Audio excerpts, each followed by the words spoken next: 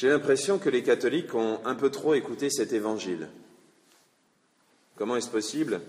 Eh bien, nous avons bien entendu le message de Jésus qui disait « À partir de maintenant, tout est pur, vous pouvez manger ce que vous voulez, du cochon ou autre chose. » Ça, on l'a bien entendu. Il suffit de venir quand le curé fête ses 10 ans de sacerdoce pour voir les cochons en train de tourner sur le grill.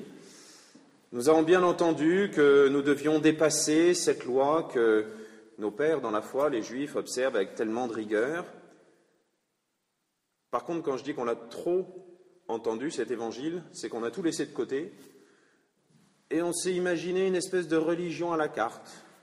Aujourd'hui, comment je me sens? Ah oui, je me sens chrétien. Bon, je vais à la messe.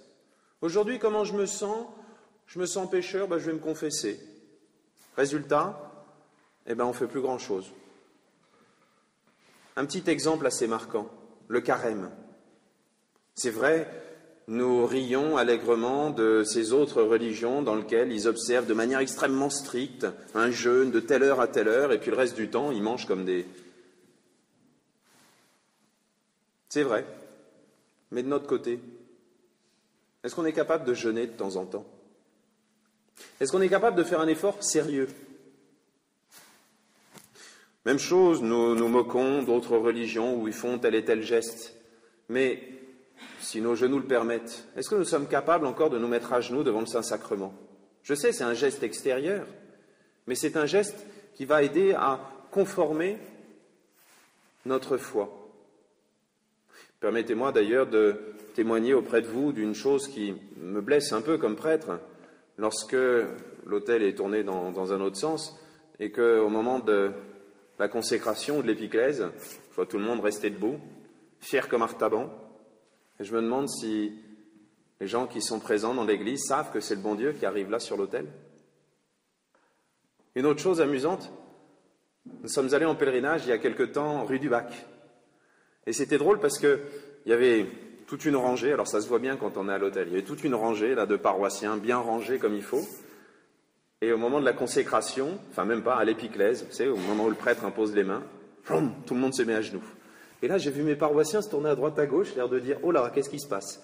Et puis l'air de dire « Je suis en train de chercher le prix Dieu, c'est normal que je sois en retard. » Ils se sont mis à genoux, voilà, discrètement. Et je me suis dit « Ah, il y a moins de personnes malades des genoux que ce que je pensais. » Voilà.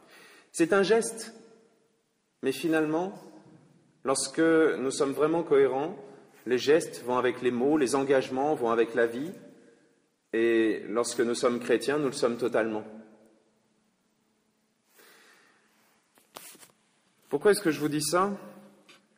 Parce que le jour de notre baptême, il y a un engagement qui a été pris, et cet engagement, nous l'avons repris, la plupart d'entre nous, le jour de la profession de foi, et encore mieux, le jour de ce sacrement de la confirmation, où nous avons demandé à Dieu l'Esprit Saint pour pouvoir vivre en chrétien. Depuis, nous avons engagé notre liberté, plus que notre liberté, notre responsabilité. Et nous avons choisi de nous lier à Dieu. Ce qui veut dire que nous ne sommes plus chrétiens comme ça quand nous le sentons, mais nous sommes chrétiens toute notre vie.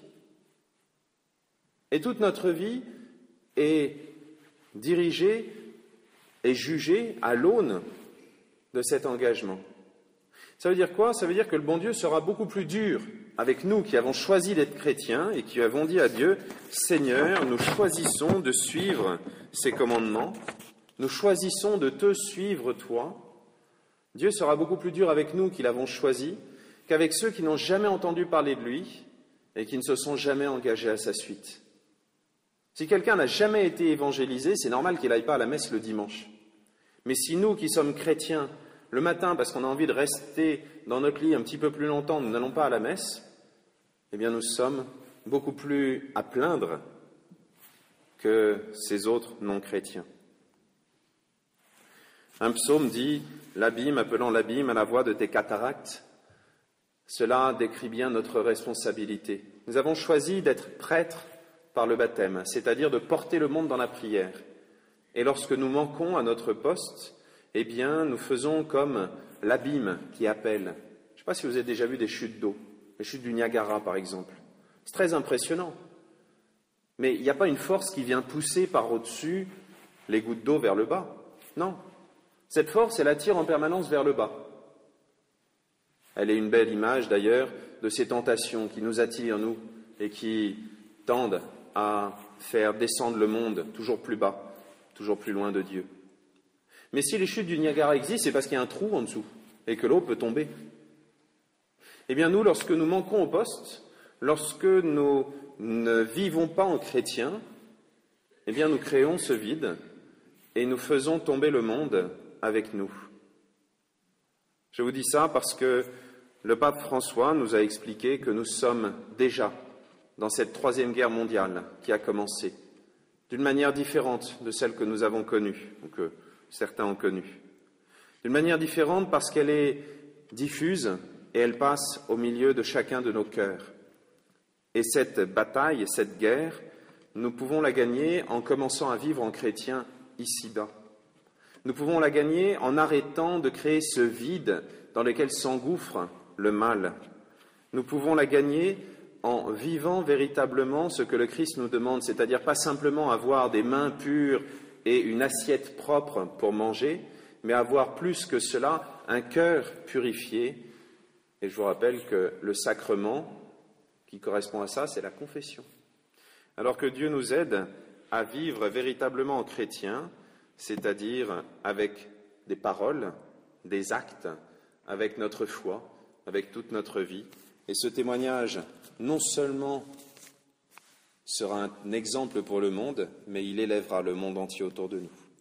Amen.